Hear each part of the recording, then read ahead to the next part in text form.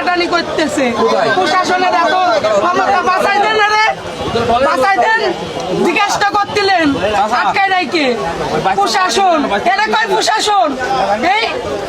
আর doctor কিরকম, doctor কিরকম, রুগী বাঁচবে না, রুগীর রিস্ক নিতে পারতেছে না।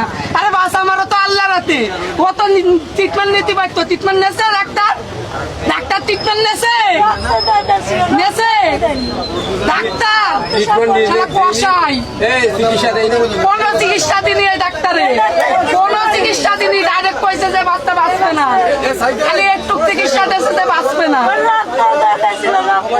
এই সদরের ডাক্তার যদি ট্রিটমেন্ট দিত তা আমার মেয়ে এখনো বাইচে থাকতো ভাই, আমার বিশ্বাস। আমি তো নিয়ে আইসি ওরে কোলে করে এই সদর পর্যন্ত, তা আমি করছি ভাই, ও বাইচে থাকতো যদি ডাক্তার গুলো ট্রিটমেন্ট দিত, এখনো বাইচে থাকতো। মানে ওরা খেলা করতে করতে বোম পাইছে কোন জায়গাতে, ওই নিয়ে এসে ঘরের ভিতরে খেলা করতেছে, ঘরের ভিতরে বোম ফুটে গেছে। তারপরে যে ওই সদরে নিয়ে চলে আসলাম, ওই বোম ফুটার পিট পিটিয়ে মনে করেন তো ওই ছেলে সুস্থ ছিল, তো ছেলে ঘরের থেকে বেরোয় আইছে।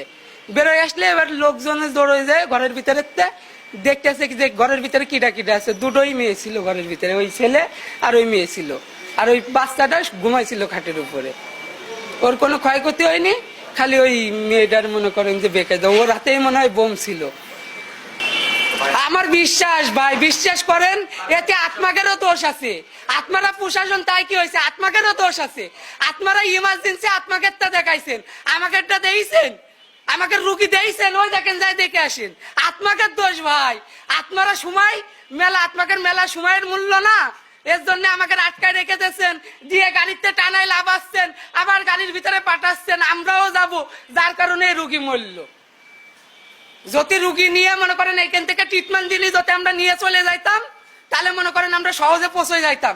এই আত্মাকের কারণে আমরা পৌঁছতে পারিনি, আত্মাকের কারণে জাতি জাতিই গাড়িতে মারা গেছে, খালি আত্মাকের ভুলের কারণে, আত্মাকের ভুলের কারণে।